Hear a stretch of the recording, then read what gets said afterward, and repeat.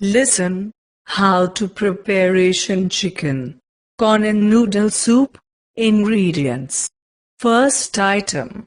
1/4 cup Malaysian curry paste. Second item. 2 green onions, thinly sliced. Third item.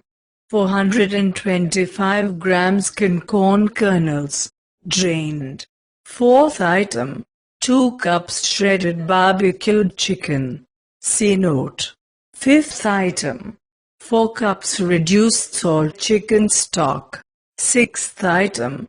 220 grams shelled fresh Singapore noodles. Preparation method. Step 1. Heat a large, non-stick saucepan over medium heat. Add curry paste and half the onion. Cook, stirring, for 1 minute or until fragrant.